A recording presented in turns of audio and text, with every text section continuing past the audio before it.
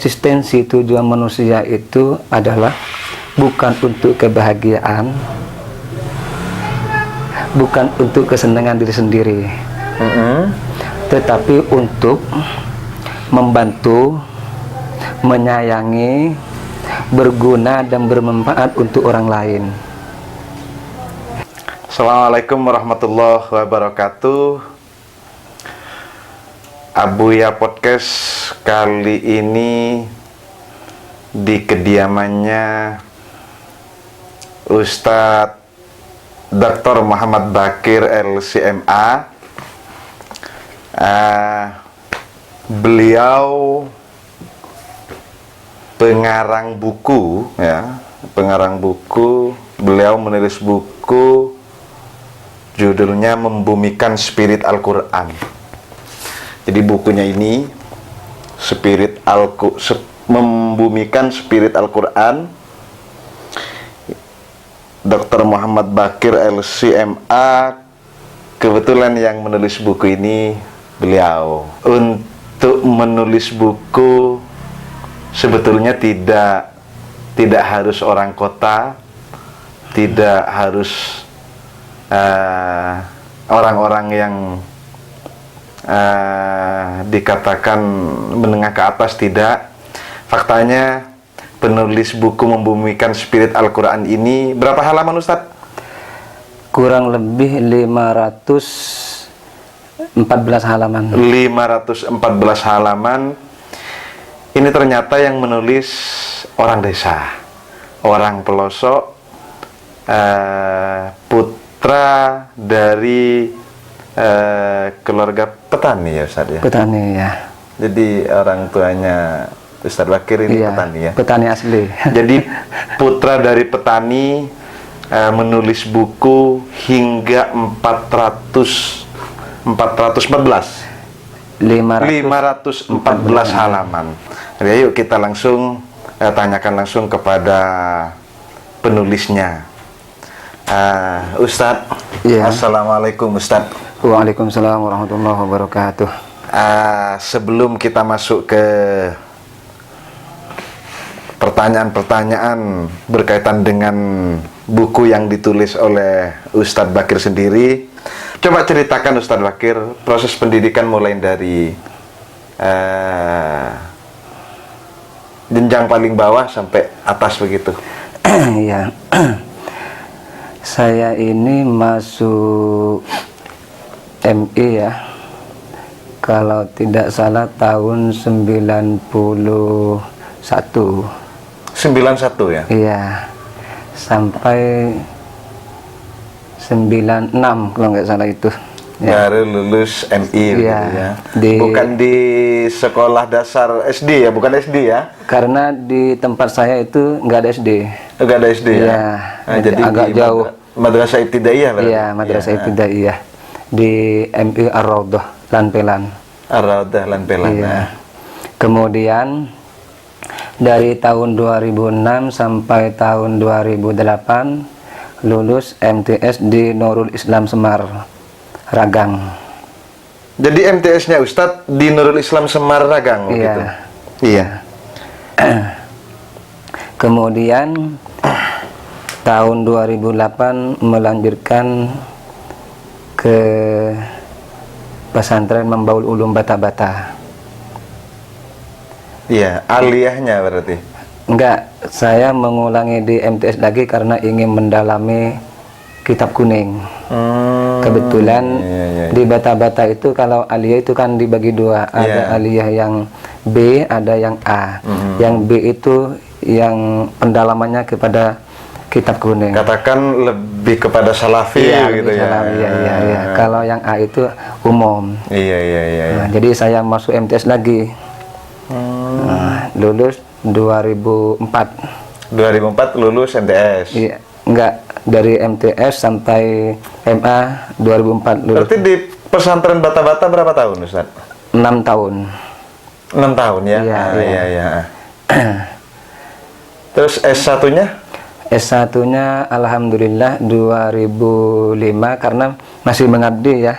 1 tahun. Iya. Ya. 2005 saya ke Mesir ke Al-Azhar. Ya. Kebetulan pada waktu itu dari Bata-Bata ada 6 orang kalau nggak salah ya, 6 orang. Dari pesantren Bata-Bata, Iya, yang orang. ke Al-Azhar gitu. Yang Al-Azhar, Iya, iya, iya. Itu berangkatnya mandiri, bukan beasiswa. Iya.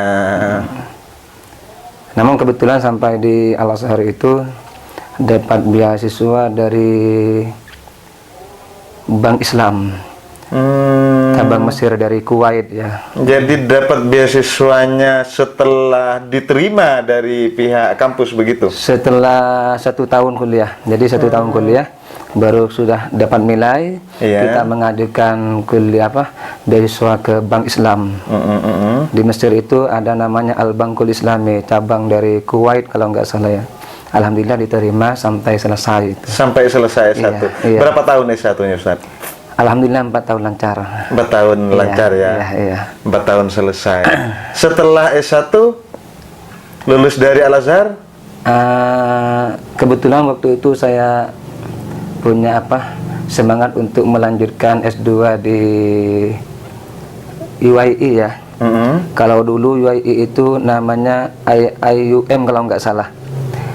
Kalau UII itu Universitas Islam Antarbangsa. Antarbangsa. Iya, Lokasinya? Di Malaysia. Oh, di Malaysia. Itu yang punya OKI. Punya OKI.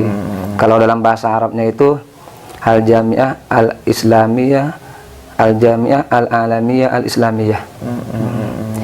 Nah, sudah diterima di sana, namun anggaplah tidak melanjutkan ya, tidak selesai. Iya. Karena ada beberapa faktor, akhirnya pindah ke Jakarta di IIK pada jurusan yang sama, jurusan tafsir. Iya, iya, iya. Di IIK selesai tahun 2014. 2014 selesai. Iya, S2. S2-nya. Iya. Dokternya? Kemudian pada tahun 2017, karena saya setelah selesai S2 ini pulang dulu mengabdi di masyarakat, mengajar di pondok itu kan. Kemudian mengajar di kampus gitu. Baru pada tahun 2017 ada peluang pembukaan pendaftaran ini, 5.000 dokter saya mengajukan, alhamdulillah diterima. Alhamdulillah diterima ya. Nah, kebetulan pada waktu itu jurusan tafsir yang bekerja sama dengan Kemenak, yang 5.000 dokter itu bekerja sama dengan PT IK Jakarta. Jadi saya harus memilih di sana. Tuh. Jadi harus ke Jakarta 2017. Nah, alhamdulillah selesai pada tahun 2010 akhir. Kalau 2020? Iya, 2020 akhir. Iya. Kalau nggak salah tanggal 11 bulan 11 kalau nggak salah. Itu sidang terbukanya. Selesai sidang terbuka ya. Iya, Iya, karena ada pandemi, akhirnya wisudanya. Iya, wisudanya kemarin ya. Iya. Molor wisudanya. Iya Ustaz. Jadi Ustadz Bakir ini sekarang aktivitasnya ngajarnya? Ngajar di Setiu Al-Mujtama. Di Al-Mujtama ya. Iya. Karena di sana itu Usuluddin, jurusan Al-Quran. Iya. Sementara di Madura yang ada Usuluddinnya di Pamekasan lah, di Pamekasan. Di Pamekasan, di Al-Haras sekarang sudah ada. Oh, sudah ada di Al-Haras juga ya. Kemudian di IAIN Pamekasan ada. Kalau di luar Pamekasan di Sumeneb Istika, kemudian Idea Alamin Perinduan juga ada. Iya. Sudah mulai ya. Ingat ke bukunya Ustadz Bakir sendiri ini. Secara tidak langsung dengan adanya kampus yang membuka jurusan Usuluddin kan Al-Quran ini dengan sendirinya dapat terbumikan begitu. Kalau bukunya Ustadz Bakir ini kan membumikan begitu. Jadi adanya peluang-peluang kampus dibuka jurusan Usuluddin. Jadi yang pada akhirnya akan Al-Quran sendiri terbumikan.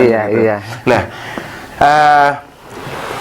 ini sedikit mengupas bukunya Ustadz Bakir sendiri. Jadi pertanyaan pertama Ustadz dari Abuya ya. Pertanyaan pertama. nulis buku hingga tebalnya 514 halaman ini membutuhkan waktu berapa lama sih? Begini sebenarnya, buku ini sebenarnya ini adalah hasil penelitian disertasi. Iya iya iya.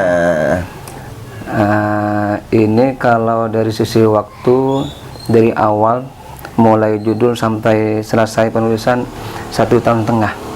1,5 tahun ya.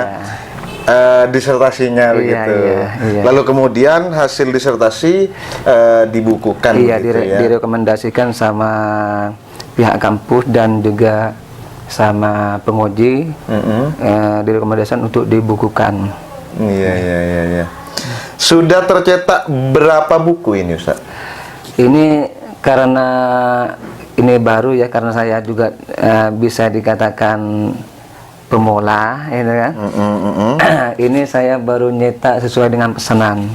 Ini kurang lebih 48 buku masih ya? Itu sudah sesuai dengan pesanan teman-teman.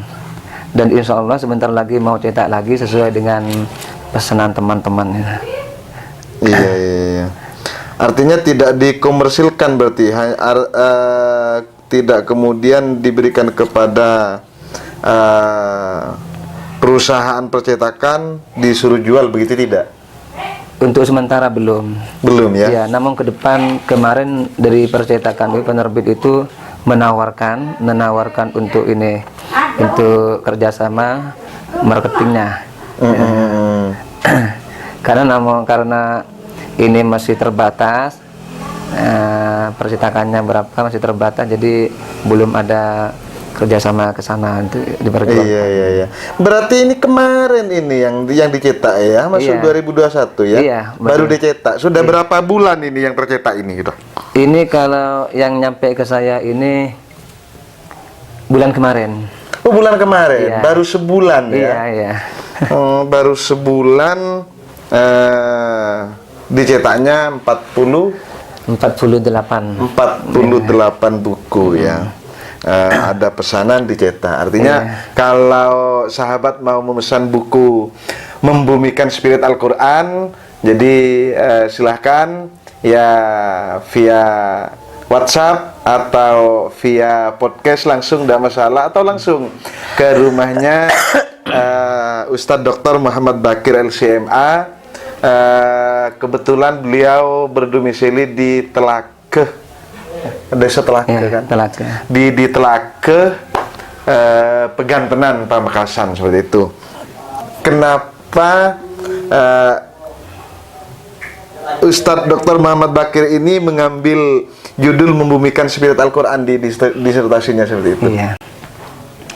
Begini, ini pertama berangkat dari bacaan saya dari buku-buku.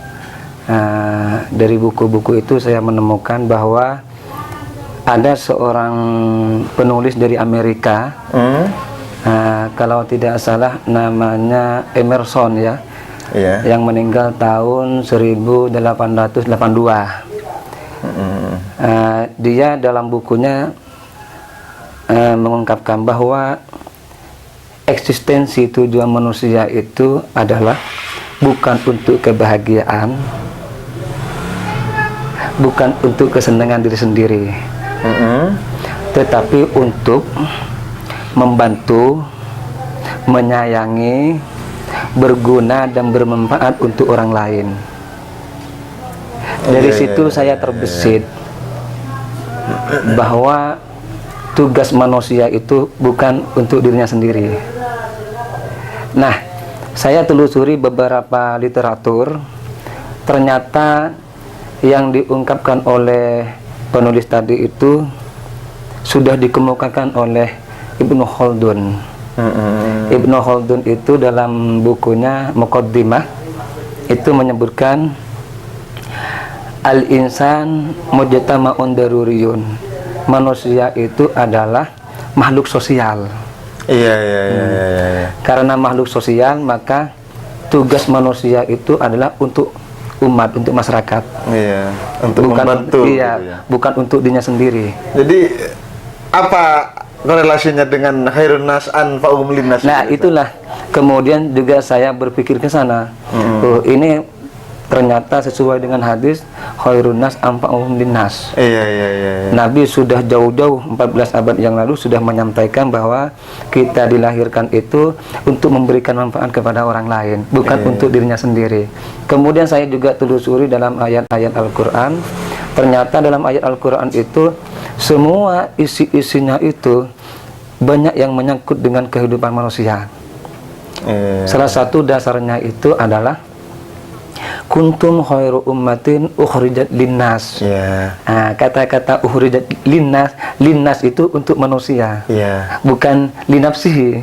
Nah, disitulah kemudian saya mengembangkan dari bacaan itu, maka saya melihat persoalan di masyarakat, kemudian persoalan teoritis. Dalam persoalan teoritis itu ternyata hal-hal yang menyangkut dengan kehidupan orang lain itu dalam kajian ilmiah disebut dengan tanggung jawab sosial.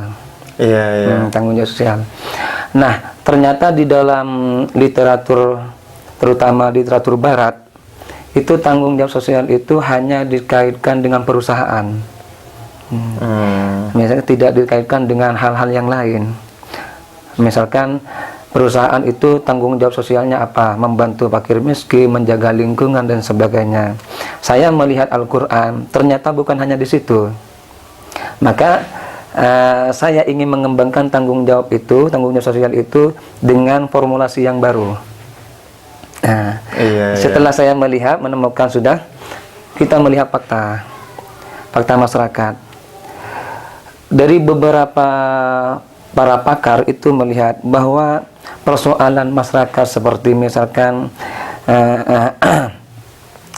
disharmonisasi masyarakat, kemudian demoralisasi, kemudian terjadinya tindak kekerasan, konflik, itu menurut para pakar sebenarnya karena menipisnya dan kurang peduli terhadap sesama. Ada juga salah satu yang berpendapat karena mereka itu tidak memiliki tanggung jawab sosial. Mereka lebih mengedepankan kepentingan sendiri daripada kepentingan orang lain, sehingga persoalan di masyarakat itu tidak teratasi. Nah, dari sinilah kemudian saya mengajukan judul namanya formulasi tanggung jawab sosial dalam Al-Quran, judul disertasi. Awalnya berarti formulasi awalnya ya. Alhamdulillah judul itu walaupun karena sempat dibantah oleh pihak profesor waktu mengajukan itu karena judulnya terlalu umum. Saya pertahankan meskipun ini umum karena ini membangun konsep. Tetap kami akan melanjutkan dengan alasan-alasan demikian karena ingin memformulasi. Disinilah kemudian diterima, kemudian kami lanjutkan itu. Kalau formulasi itu lebih umum. Ini kan juga membumikan Al-Quran ini sebelumnya sudah ada sudah ada karangan Dr. Quraish Shihab itu. Iya, ada. Profesor Dr. Quraish Shihab mengarang buku membumikan Al-Quran. Lah ini hanya letak perbedaannya kan punya Ustadz sendiri kan membumikan spirit Al-Quran begitu. Iya, spirit Al-Quran. Yang membedakan itu di tanggung jawab sosialnya. Di tanggung jawab sosialnya kan ya. Artinya dengan membaca buku ini paling tidak kita hidup bersosial sesuai dengan anjuran-anjuran, sesuai aturan yang diatur dalam Al-Quran, begitu Ustaz? Karena begini, di dalam buku ini juga ingin memberikan data kepada teman-teman bahwa ajaran Al-Quran itu tidak hanya menyangkut dengan ibadah individual, hubungan dengan Tuhan, tetapi juga menyangkut dengan kehidupan sosial. Nah, di sini buku ini mengupas dari sisi kehidupan sosialnya. Itu. Artinya, walaupun buku ini mengupas sisi kehidupan sosialnya, bukan berarti kita menyingkirkan ya, menyingkirkan peran-peran atau tugas-tugas individualnya itu. Individual kepada Tuhan begitu ya. Iya, itu seperti sholat itu kan, puasa itu kan. Artinya keduanya itu harus sama-sama berjalan. Iya. Cuma di buku ini kan lebih kepada sosial, artinya mulai dari perilaku, kegiatan sehari-hari, kehidupan lah secara umum, kehidupan manusia. Jadi secara sosial dibahas di buku ini begitu ya Ustaz ya. Iya. Mungkin sayang sekali untuk sahabat yang tidak mempunyai buku ini, karena kalau dikatakan manfaat, sangat bermanfaat untuk kehidupan kita sehari-hari, karena di sini penekanannya lebih kepada sosial. Jadi tanggung jawab kita hidup dengan lingkungan, tanggung jawab kita hidup di dunia, kan begitu kan Ustaz ya? Jadi lebih kepada sosial, dan di sini juga tanggung jawab sosial dalam masyarakat modern. Jadi buku ini mengupas di era kekinian begitu kan Ustaz ya? Iya. Jadi apakah ini mohon maaf sahabat, Buya juga belum sempat baca karena bukunya tahu di sini, tahu sekarang. Jadi tidak tahu yang dikupas apa saja di dalamnya belum. Makanya Buya hanya sedikit minta komentar dari penulis, tidak banyak karena Buya sendiri belum membacanya. Namun di buku ini karena ada modernnya, berarti kan dikaitkan dengan masa kini. Ada kaitan-kaitan enggak di sini di tulisan Dr. Muhammad Bakir sendiri, di tulisan jenengan yang berhubungan dengan handphone, misalkan digitalisasi ini, ada belum? Begini. Di sini ada bahasan tentang tanggung jawab sosial di bidang informasi. Di situ dijelaskan tentang bagaimana kita berkomunikasi, menyampaikan berita, dijelaskan di dalam buku ini. Misalkan dalam buku ini disebutkan bahwa ketika kita menggunakan handphone menyampaikan informasi atau media-media lainnya, maka kita harus menyampaikan dengan valid. Dapat dikatakan untuk menghindari memberikan informasi yang hoax. Jadi membaca buku ini begitu ya, supaya terhindar dari informasi dan memberikan informasi yang hoax begitu kan Ustaz ya. Sangat bermanfaat sekali sahabat untuk kehidupan kita semua, sebetulnya untuk kehidupan kita semua. Sayang sekali sahabat apabila tidak membaca buku ini ya, membumikan spirit Al-Quran. Monggo dipersilahkan tanya langsung kepada orangnya. Di sini dianukan ya, ada di belakang di riwayat. Di sini kalau mau memesan langsung kepada orangnya, di sini ada email, melalui email mbakir490@yahoo.com. Dipersilahkan kalau mau lewat email atau melalui handphone WA di 08199092560. Nanti saya taruh di linknya juga. Dipersilahkan bagi sahabat yang ingin membaca buku ini, membumikan spirit Al-Quran, tanggung jawab sosial dalam masyarakat modern. Jadi ini buku saya kira sangat sesuai dengan era masa kini untuk dibaca, dan saya juga merekomendasikan karena akan sangat bermanfaat untuk kehidupan kita, untuk perilaku kita, bagaimana perilaku kehidupan kita sesuai dengan ajaran-ajaran Al-Quran, kan begitu kan Ustaz Bakir ya? Iya. Rencana ini Ustaz Bakir, rencana dengan terbitnya buku ini, apa sudah ada yang ditulis yang belum tercetak, atau ada rencana akan menulis begitu Ustadz, rencana? Ini sebenarnya bisa dikatakan buku yang kedua ya. Oh, ini sudah buku yang kedua. Iya, Jadi iya. yang pertama apa? Yang judulnya? pertama itu judulnya Rasionalitas Maqasid Al-Quran. Rasionalitas Maqasid Al-Quran. Al-Quran. Telaah metodis untuk memahami ayat-ayat Al-Quran. Iya, iya, iya, iya, iya. Nah, ini terbit pada tahun 2018. 2018 menerbitkan buku, yang kedua 2021. Iya. Iya, iya. Ini lambatnya karena masih proses pendidikan berarti, Iya, mulai iya. kemarin-kemarin ya Ustadz ya. Dan insya Allah mohon doanya juga, sekarang masih proses untuk penulisan, insya Allah berbahasa Arab. Menulis buku berbahasa Arab Iya, begitu. insya Allah, iya. Iya, iya, iya. Sekarang sudah proses, insya Allah sudah jalan di tengah. Iya. Semoga tidak mandek.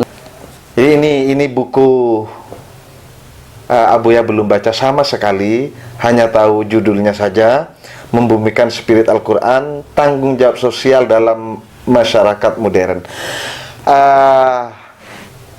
Tergugahnya Abuya karena di sini konten yang ada di dalamnya ini lebih kepada masyarakat modern dan tanggung jawab sosial, tentunya secara umum, tentunya kehubungan kita sendiri, kehubungan saya, kehubungan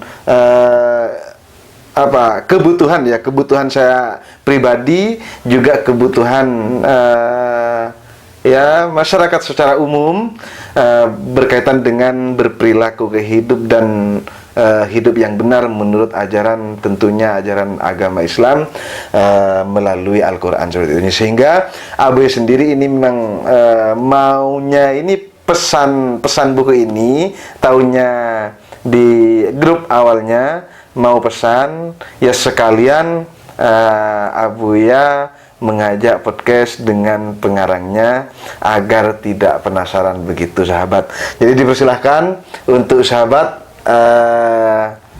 yang melalui Abuya sendiri juga tidak apa-apa, nanti saya koneksikan ke penulisnya atau langsung kepada penulisnya, dipersilahkan melalui nomor yang disebutkan tadi. Dan ini sudah punya Abuya. Jadi kalau hanya mau melihat sampulnya saja, saya bolehkan untuk sahabat dipersilahkan ke rumah. Tapi kalau mau dibawa, mau dipinjam tidak boleh, karena Abuya sendiri belum membaca begitu dan mau membaca. Ini Ustadz Bakir ya. Untuk sementara kan Ustadz Bakir kegiatannya mengajar di Al-Mujtama begitu ya. Jadi di Al-Mujtama.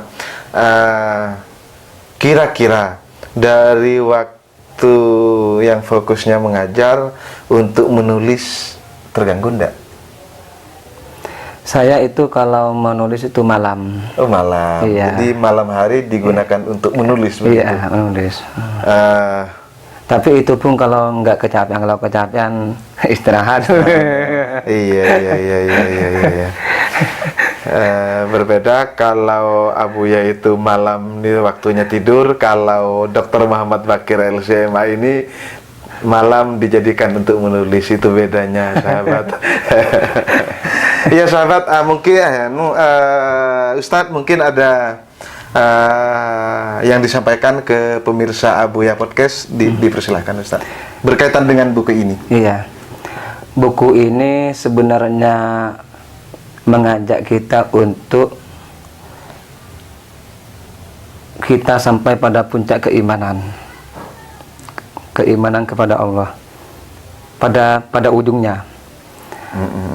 Karena buku ini ingin mensinergikan antara tanggung jawab individual dan tanggung jawab sosial.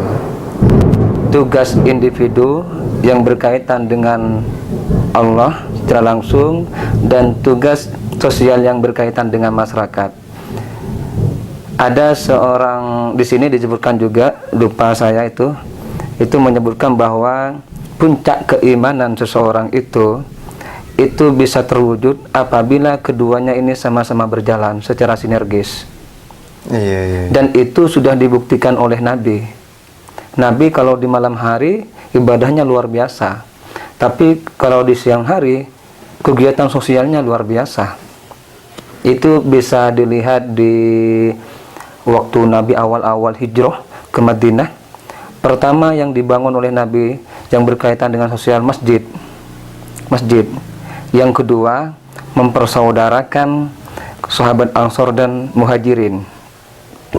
Yang ketiga, kegiatan sosialnya, programnya itu adalah mempersaudarakan umat yang ada di Madinah, baik dari kelompok Yahudi dan Nasrani dan juga dengan kelompok Islam. Iya, iya, iya. Kemudian yang keempat adalah membangun yang namanya mengadakan perjanjian yang disebut dengan Piagam Madinah. Itu adalah mempersatukan umat. Nah, ini yang dilakukan oleh Nabi. Jadi Nabi bukan hanya sekedar kuat di bidang individualnya, hubungannya dengan Allah, tetapi juga kuat di bidang sosialnya. Tidak sempurna di dalam hadis itu keimanan seseorang, ya, tanpa ia memperhatikan kepentingan orang lain. Kalau dalam bahasa hadisnya itu la yu'minu ahadukum hatta yuhibbuh, itu kan, hatta yuhibbu kama yuhibbu nafsihi. Seseorang tidak bisa dikatakan beriman kalau ia tidak mencintai orang lain sebagaimana mencintai dirinya sendiri, tidak memperlakukan orang lain sebagaimana memperlakukan orang lain, tidak memperhatikan orang lain sebagaimana memperhatikan dirinya sendiri. Nah, itu endingnya daripada buku ini. Mungkin itu dari sekedar saran dan masukan yang atau motivasi yang saya sampaikan dari ending buku ini. Iya, iya. Artinya sahabat, kalau mengambil dari pesannya penulis buku ini tekanannya lebih kepada hablum minannas dan tidak lupa juga bagaimana hablum minallahnya, kan begitu. Iya. Terima kasih bersama Abuya Podcast. Ketemu di edisi selanjutnya. Assalamualaikum warahmatullahi wabarakatuh. Waalaikumsalam warahmatullahi wabarakatuh.